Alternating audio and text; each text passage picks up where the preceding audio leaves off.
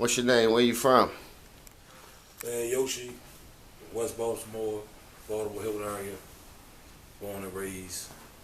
Yeah, Zone 29, yeah, that's why. Oh, we just had a Zone 29 on hand too. We just had the good brother Junebug from up Joe Bug from up Irvington. Yeah, I seen that. Oh yeah. He older than me, but I know who he is. He probably know why. He probably know by name. Oh, But okay. I know who he is. The west side, the best side. Yeah. What were some of those experiences like growing up in that Baltimore Hilton? It was cool, man. I ain't really come from like one of them families where like I had to hustle, I had to do this, I had to do that. I mean, majority of people I know did. It was just the norm. This is what I grew up around. I supposed to step outside and do this. I supposed to fight. I supposed to rep my neighborhood. You know, it's like at that time that's what's in. That's what I supposed to do. You know, that's how I came up. Whatever I saw in my mind, oh, I gotta be that way. Whether it's I need to try to get some money, or I need to carry like this if I see somebody I'm beefing with. Is that I kind of had stuff like that guiding me through childhood. Right. But it took me to nothing but brick walls. Right. But that's what guided my childhood. Luckily, I made out that phase. Right. So did you have both parents? No, my mother. I had my mother. My mother was there. She was. I mean, she's not the father. You know, man. I don't get into all that, but she was there. She had to be the mother and the father. My father, Sam Vaney. You know, he got a big case out of Baltimore. We had one probably the biggest manhunts in Baltimore by the FBI. Back in 1964, my father, Sam Vaney, and my uncle Earl Vaney, they killed the Baltimore City Police, a white police officer. They ran him over in the car for like a bank robbery. You know, back then there's bank robberies. That was Right. That was the like thing. a walking lick. So, and my father, he home now. I just cashed out some money. He did 53 years. Yeah, so it's like, how you do 53 years? How old was you? You 36. He had me on work release. So back then, when people that had life, first was death row. You know, death row 10 years, and then he gave that back. But back then, if you had life, you could go out on work release and work for regular jobs. Like now, where people have what we got in Baltimore, JPRU, Right. BPRU, all these camps. Back then, the lifers was doing that. Right. You know, so he had an apartment. He went to work. You know, you cool with your supervisor. He off. You know, picture him and my mother. They might be at the mall, just like he home. Right. He's just like somebody in a halfway house, but people had life. So I think it's 92 or 94. I believe 92. I think it was Mayor Governor Glenn Dennett was in office, and somebody went home from one of them camps and supposedly killed a woman. I think a woman and a man. I think she was cheating or something. And after that, they checked all life was in. Right. That was Life is life after that. Right, that was similar to maybe around 2004, where they was giving brothers the home detention for attempt murders and bodies. Okay. And the little Diggs down McCullough Homes caught that body Yeah, on the Innocent box. Avenue? Little Diggs, yeah, from up Innocent Avenue. He caught the body on the box, and then temps were temps and bodies were bodies. But do you think? Yeah, he fucked up now. I know that. Yeah, he fucked up. I was over to jail with them little brothers, him and little Charlie, him and little Luz and Charlie Brown, little Charlie Brown. North Branch, my man now. Right. How much time they got? About 60 years or something like that? Man, he basically got life. He got a lot of time. Sheesh, man, them little kids were thugging, man. And he getting high. That's what them I persons. know him, so I you know, it ain't like I don't know the nigga. I know I've been around Kevin Dorsey since fucking Boys Village. Right. I know the nigga. Boys Village. Right. The fucking group homes. The L section. Yep. You know what I'm saying? The fucking Hagens. They don't even do the group homes like they used to back then. I remember niggas used to AWOL shit and all that. You come home on the weekend passes and niggas. All them dudes that's around probably now between the age of 35 and 40. Even though 5 years when you were a teenager. So I ain't gonna say 40. I'm gonna say 35 and 38. Right. Because when you 15, somebody 20, that's like years apart. Yeah. But if I'm 35, you 40, like we the same age. Right. So anybody that's like in a 3-year span, like anywhere in the city that was during that time that was getting locked up, I ran across it. Yeah. Especially when we got older, because like now you see the same people. So was you smaller then? Cause I was caught up in all that all that. I was in Boys Village, all that little crazy shit. So group homes, all that shit. So alright, so like I said, let's start right there. We was Cheltenham and the Waxsters and all that little shit back then. I think Waxster's a female joint now. I was in Waxahachie. So, grew up around Zone 29, Baltimore Hill, living on Monastery. So my block of Monastery is a carryout right there called Piece of Cake. Mm-hmm. So that kind of like divides like Emerson Village and Baltimore Hill, which is like Bloods and Crips back then. Right, right. It's like everybody. I don't know why. You know the brother Buddha from Baltimore Hill? He got killed. Yeah, yeah, Fat Buddha, man. I went to school with Fat Buddha up Harvard City, man. It's a cool dude, man. So grew up around there. You know, I live in Monastery. So because I live in Monastery, I don't go to school with everybody down in Baltimore Hill. Right. That's my friends. Right. I go to school with everybody at Emerson Village. Right, right. That's at the time the quote unquote enemy. But not this time, we too young. Right. We like elementary school and kindergarten and all that stuff. Right. But so when I get to middle school, so now we older, we bad, we doing little stuff. So they supposed to be the enemy. So a lot of people I just stopped dealing with, or they stopped dealing with me. But I live right there, so I know both sides. Right. So now the little beefs going on, little fights, and then it progressed from fights to stabbings, then it progressed from stabbings to shootings, and prison. It's just the ongoing cycle you see in every hood. You know what I'm saying? Every hood. So at 14, I got locked up for a stabbing. You know what I mean? I ain't crazy. The dudes involved with it is cool now. But we was kids. Right, right. You know what I mean? It was a stabbing. And me and my I got jumped on my porch. Right. And we was beefing with the dudes, but I know the dudes. They lived down the street from me. Right. But that's when they were. I'm from down Baltimore.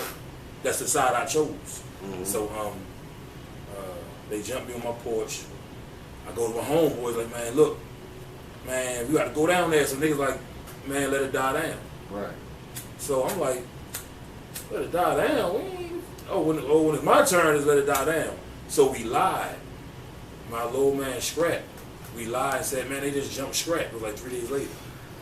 So basically I lied to get everybody to go down there.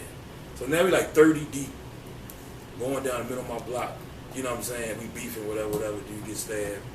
I go to Cheltenham, Boys Village. I go to Cheltenham for like 4 months. I come home with a box. Me and my mother got the beefing. You know, I'm young, off the chain, beef with your parents. I cut the box off, leave. I'm on a run for stabbing. No, I'm on a run for cutting the box off. They're like something dumb. Like I think I made it say like a garage on fire. Right. It was just that's something stupid. Right. You know, hanging in the man garage and I set it next to their garage on fire. So when the police looking for me, this back in the day, so I got the airbrush, BH boots, Yoshi on the side. You know what I'm saying? Zone 20, all that fire. You know, doing all that stuff back then. And I get locked up. I was already gonna run. I get locked. It was like a month.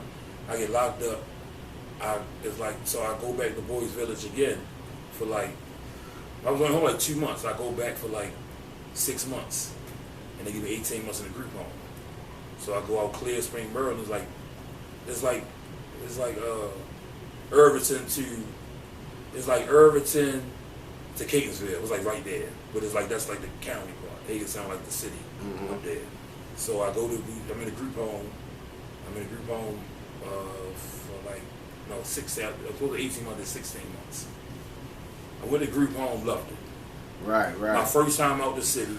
My first time being around white people. My first time just being around people that talk different, dress different. Yeah. And you went places and shit. Yeah, so in my mind, it's like, you know, when you're younger, I grew up around Baltimore Hilton. York Road was like New York. Yeah. It's funny, I ain't never realized that's where it started at Baltimore Street or in that.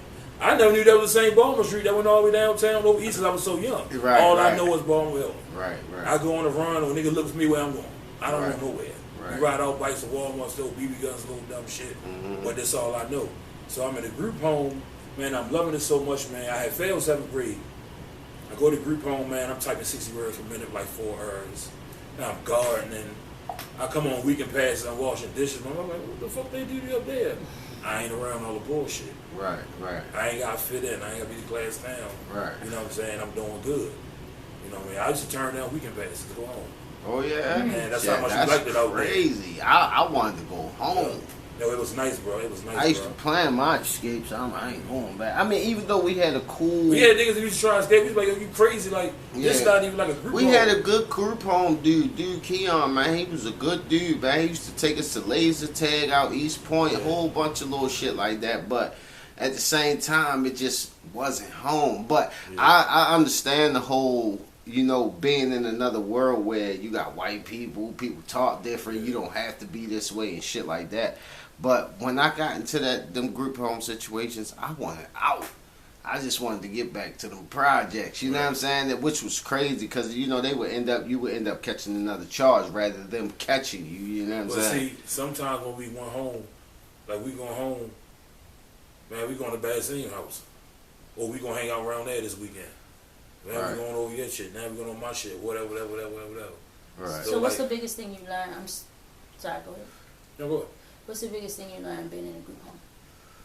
What the biggest thing I learned being in a group home? What's the most important thing? That I could think for myself.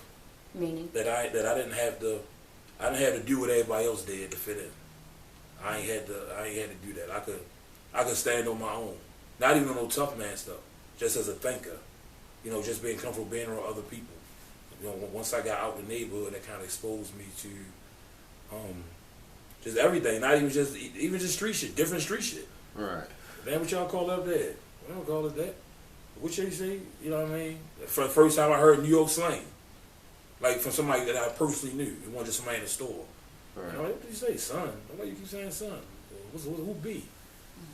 And that same way when I was like that, when I was locked up with a bunch of DC dudes. Did you ever think about like, so like for me, you know, now that I'm older, and, you know, going through the systems and stuff like that, you know, and having a child that's going through it, I kind of reflect back on how I made my mother feel, being as though my son is going through it and how it makes me feel. Do you ever reflect back on that, like how going through all that stuff as a teen could have possibly made your mother feel? Hell yeah, and the funny thing, grateful, it's alhamdulillah, man, that me and my mother, we can sit back and we laugh about certain stuff. Right. You know what I'm saying? She told stories. Like I remember the first time she was like, she knew I was high. Oh, she swear me down to this day. She said I ate the whole turkey on Thanksgiving.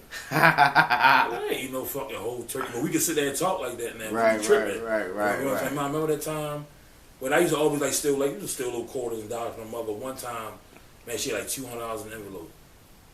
And I took it, and all I bought was like Cap Guns, Mamba, Skittles. That's when the big slams of Pepsi's came out. Yeah. I just bought dumb shit. And my mother, you know, but now I'm old, I can realize, that money could have been for something important. Yeah, right. That could have fucked that credit up. You know what I'm saying? That could have did whatever. That could have been, we could have had eviction notices. I ain't know. I'm young. Right. You know, that could have been for anything, but I'm young. But so she was like, I know Steven ain't take it. She like, I know he ain't take it. Like, that's too much. He wouldn't do that. Right. You know what I'm saying? She was hurt about that, bro. Right. You know what I mean? She like, man, I know it. And I'm like, man, I ain't wrong. She like, sister, like, yeah, what he gonna do with all that money? We didn't know if he had that. You know, parents always think they know their kids until you gotta see how the kids is when you ain't around. Right. You know what I mean? So we laugh about that now. She like, in the back of my mind, I knew you fucking took that money. Right. I said, I felt bad as I don't know what when I seen how you was acting about it. I couldn't give it back. Right. You know what I mean? But yeah. We talk with all that old stuff, man. Like even times when I was beefing. You know what I'm saying? So when I got shot, we talk about all that. So how was that though when you got shot? Far as your mother she coming was mad to the at hospital and talking to you, did you lie to her as to why you were shot? No. See, my mother, she old school, bro. Like if you know that show Everybody Hates Chris, how Pam is on there. Yeah, that's my mother. Right. So like when I got shot, her and my Aunt Brenda, they come out of the hospital. I got shot twice in I got shot in my hip, my thigh, and my calf. So when she come out of the hospital, she say when I woke up, this shit sound corny and shit. She say when I woke up, I was saying pop. Pop? Like, Oh yeah. I was shot 9 times. Right. Because I was so fucked up when I was younger. It's almost like if you ever seen like them hood movies over vlogs over West. A nigga, listen, I got my zipper. Mm-hmm. I got my stripe. It's all in my mind. I felt like I'm official. Right. And the whole time, I'm the fucking victim. Right. I was ready to follow up with that too. But it's like I'm in the streets, like nigga, I'm out here, nigga. This happened, bro. Nigga, you the victim. Right. That's just like a nigga keep talking. Yeah, nigga, I was doing this. Nigga, you in jail. Right.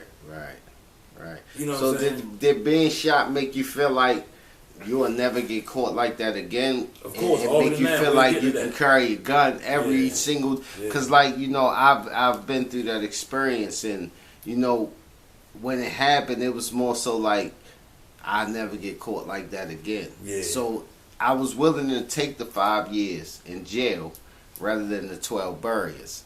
Paul Burris. Did you ever think like that? Yeah. So listen, when she came out of the hospital, no, she found out that why I got shot.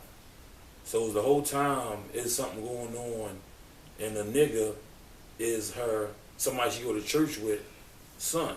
Wow. But he older than me. He may be like 5 years older than me. Like I said, at that time, I'm 16. Right. 21, that's you know what I'm saying? That's like, you 30 to me. Right. You know what I'm saying? But it's something that happened, you know what I'm saying? And it wasn't even me. But something that happened, and my name back then was, at that age, for that age group, it was popping. Right. Especially with beef and shit. Right. So it's like, everything was just pointing to me. Right, yeah. And nigga came back and nigga shot me. Right. So did you, at that point in time when you got shot, did you feel like you were going to die or? No, it's funny. I was on the ground. I told him, man, give me a cigarette. Like I couldn't feel nothing. Right. But I knew I wasn't hitting nowhere. I was just like, yo, I'm good. You know, I'm like, man, calm down. I'm cool. Where'd you get hit at? In my hip, my thigh, and in my calf. My hip, my thigh, and in my calf. Okay. Professional leg shoes. Professional leg shoes. So when you could have ran. I mean, alhamdulillah, he didn't. Right. He could have ran down on me. Right. Oh, he shot. There was too many people out there, and it was some heavyweights out there. And it was a bunch of shit behind it, but it was like, it was just young shit. It's just like I said, all that shit is a phase, and some people make it out that phase. Yeah, I got homeboys, man, that's in jail for bodies up the village, and vice versa. Niggas I know from there got bodies down my way, and now everybody cool. Crazy. Everybody cool. So let me ask you a question. You said alhamdulillah. How you pronounce it? Yeah, alhamdulillah. All praise you to Allah. Okay. Like you thank God that that didn't happen. You know what I'm saying? Mm-hmm. But yeah, so I got shot. So when I came home, it was like that shit just made me turn up more. It's like it was nothing. It was almost like, because in my mind it's like, oh, that'll never happen again. Right. Like nigga, at the time my mom, nigga, I shoot your grandmother before that shit happened to me again. Right. Like you nigga would never punch me, push me. Nigga, you can't say, all right, I'll be back, or all right, okay. Mm-hmm. That all right, I'll be back was the clear sign. Nigga got right when the nigga said that. Like, so, but also on the other side, it also made me realize, like, yo, you out here and you beefing, like, nigga, you gotta get some money. Right. So I was already hustling just as what niggas in the hood do. Mm-hmm. So then that made me take hustling serious. Right. You know what I'm saying? That made me take hustling serious. I was already hustling, but I took it serious. But then, like 8 months after that, I had caught 15 years for attempt murder for another situation. Right. So at this time, how old are you? Right before you put the 8 months. The 18 months. 15 years. 15 years. So I was 14 when I caught the 18 months. I was 17 and some change when I caught the 15 years. What was your first thought? When I caught the 15 years, when I got locked up for it. When they said you got 15 years. I was happy because they offered me 25 at first, and I was like, nah. And then at the time, I'm like, man, I know I'm a cop out, but I can't take 25 because I'm young. So in my mind, I'm like, well, all these niggas I know just got locked up for bodies or attempts. Them niggas got like 30 years. Mm-hmm. So I'm not gonna take 25 for trying to kill a nigga. Mm-hmm. These niggas killed the nigga. Mm-hmm. You know what I'm saying? So I wound up taking it, because I knew I was going to jail regardless. So me getting 15 years, I already had it set in my mind. Like, all right, I come on around this age, boom, boom, boom, man, I still be in my 20s. Because I was forced to think like that because I knew I was going to jail. I was already locked up. Mm-hmm. And the dude was telling on me, so I didn't really have a choice. How many years overall in your lifespan have you been in prison? Well, you've been locked up, been in prison. It's like 12 and a half, 13. Mm-hmm. You get juvenile, you count juvenile, group home. So the 18 months of group home, I did 8 years straight in the state. Then I did 2 in the feds. And maybe this time getting locked up, might have been locked up for a week or something like that. So it might be like 12 and a half. Mm-hmm. So how old are you now? 36. 36. That's crazy, man. So once you got that time and deal, so you were a juvenile when you caught the 15, right? I was a juvenile when I got locked up. Oh, but once you like the system, how slick they is, when they postponed my shit. So when I caught my time, I was 18. So did they transition you over from L section to Yeah, DLC and everything, yeah. the same process and everything? Yeah, so when did it set in that, because I noticed a lot of brothers, when they catch that time, because it was still side at that point in time, right? Yeah, it's like a playground that, you over there, you doing your thing, you catching, you smoking, you chilling, or whatever the case is. When did it set in? Like I got 15 years. I got this time. It probably set in like really, really hit me. I would say probably like 2.5 years. Yeah, 2.5 years. And I just looked up one day. It's like 2006, and I'm just like, yo, I don't even go for parole until 2011. Right. They not even gonna think about letting me out for like another 5 years. And then shit that transpired in jail. In prison, like, I ain't getting no parole now. Right. I ain't getting parole now. You get ticket at the ticket and enjoy. No, but it's just, so one time, I go up Hagerstown when I'm 18. So when I leave L section, I leave L section on my birthday, they take me straight to G section. Right. I go straight to G section, so now I'm over there with the adults. Right.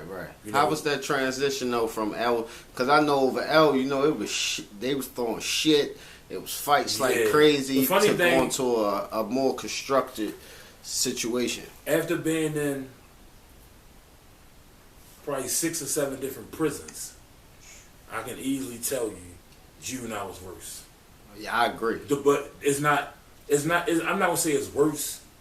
More things happen because you're so young and stupid. Now, less niggas get killed in the feds. More shit happen. Niggas get killed in the feds probably once every fucking 2 weeks on the fed spots. And you just never hear about it. Right. You know what I mean? Niggas die in prison. So I'm not gonna say that shit happened in juvenile, but more shit happened. Man, 8 years I did, bro. I got in 2 altercations. One was over L section where it should have been. We juvenile. Right. One time with my cell buddy up Hagerstown. Right. I was locked up like a year and a half then. That's it. No, and then something else. Someone was a stabbing. Right. But just those 2, right there. Like, I don't be having them problems. Right. You know what I'm saying? I never really had them problems. Because even like the dudes I might have been beefing with back then, it was still kind of respect because how I was moving. You know what I mean? You still just couldn't, or with 3 of us, we were carried, man, no, bro, probably strapped. Right. You know what I'm saying? Or just whatever case may be. And like I said, I knew the niggas. Right. That I'm beefing with. Right. We really know each other, but over the years, it's just hatred building. But some niggas that I was real cool with, we just always never crossed the line. Do you feel like you were adopting beefs based off of where you were from? Majority of my beefs. Well, hell yeah, the whole situation. But majority of personal beefs, it was somebody else. Right. It was always me like, oh, they did what? Come on. Right. Well, I ain't gonna let that nigga do that. Right. Well, he took what? It never was me. It never came to me. Right. It always was somebody else. So when do you feel you started to wisen up? Was it a part of the 8-year sentence, the 7 years? Yeah. I started reading.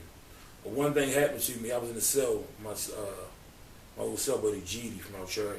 GD from Algeria. It was fast. I swear they run a 3-4. Right. Fast as shit, bro. Right. On the football field. Right. So we was reading. He had a Naim Akbar book named As a Man Thinketh. Mm-hmm. You understand? So, but I would read urban novels at the time. Back then, you had the Source and Vibe magazines and all that type of stuff. So he had read a quote. It was just like a paragraph. He like, man, read that. And I read it. I could always read. Right. You know, I didn't go to school, but I could always read. You know what I mean? So when I read it, he like, man, what you think about it? He wasn't testing me nothing. It was just, we just having a conversation. And I'm like, hold on, I got to read it again. Right. And I read it, and I'm like, wait, hold up. And I could pronounce the words, but I couldn't grasp it. Right. Because it wasn't street shit. Right. And from that point on, man, fuck no. What grade did you complete? Like, when did you? 9th grade. I failed 7th grade. I got caught back up to my right grade and group home. Like I said, I was doing good. Right. Came home. Was home for a couple months and right back in the mix. Do you feel like the majority of the niggas coming from the same crime elements as you pretty much made it to the same grade levels as you did? Yeah, a lot of people didn't finish school. Yeah. For real, it always seems like the ones that finished school was the ones that, majority, not everybody, but the ones that finished school, it felt like they was the ones that wasn't in the mix. Right. They wasn't, quote unquote, popular then. They might have been like the niggas in school dancing. Mm-hmm. Like my man Kirk and Brand, they was always dancing like a bitch. It's like they got in the streets later. But niggas, they got all the girls. Right. You know what I'm saying? They used to, but the niggas that was in the mix, they ain't making. No, they ain't. No prom, no yeah, nothing. none of that. Yeah. But now them niggas winning. Yeah. And you like, damn, you seen the brother, well, we were I'm like, man, I know they make like 90,000 starting. Right. Certain, like, there be certain government, my sister work for government. Like, certain shit I know it starts that. And I'm like, oh, that's what's up. You know what I mean? But it's just like, damn, make you think like, bro, all that dumb shit for what? Yeah. All the niggas you beef with, y'all cool now. Mm-hmm. So when did you come out of prison? 2011. November 2011. So what was life like coming out of prison from a juvenile to an adult? Because I know, you know, when you go in that joint young and you come out as an adult, you know, you never really had true love. You never had, you know, really no form of stability, responsibilities. How was it walking out of the system from a juvenile to an adult? Bro, it's shell shocking and shit, bro. Now, if a nigga was in there the whole time and he was cutting up, it wouldn't be shocking. Right. You know what I'm saying? But to me, I had started reading, I had gotten into religion, man, I had learned Arabic. You know what I'm saying? Like I didn't, you know what I mean? I was working out, I got locked up, I think I weighed like 189. I came home 256. You know what I'm saying? Now I'm 315. You know what I mean? I came home still working out. Right. You know what I'm saying? But I don't work out now, it's been like 10 years, but my mind was just real mature. But it ain't the real world. Right. When I went home, bro, I had to go down to Guilford to go see a PO. Everybody go down to Guilford when they first come home back then. Bro, I was scared to cross the street. Right. There was so many fucking cars on North and Greenmount. And I'm just like, yo, I felt weird as shit. I'm like, damn, should I go? You in the joint, you walk in the paths. You ain't no running on the compound. Unless you jog or play ball. So I ain't fucking running. So I'm running across the street. That shit felt weird as shit. Just the simple shit like experiencing buying your own toilet paper. Your own toothpaste. Now, you did that in jail, but it's different now. Right.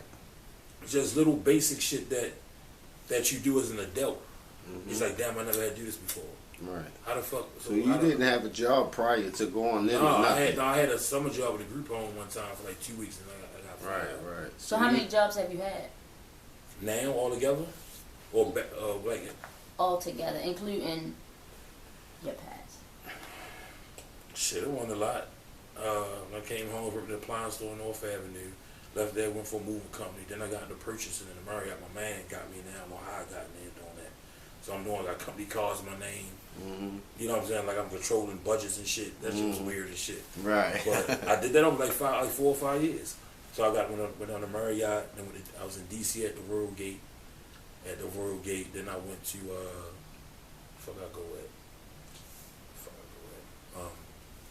on Light Street.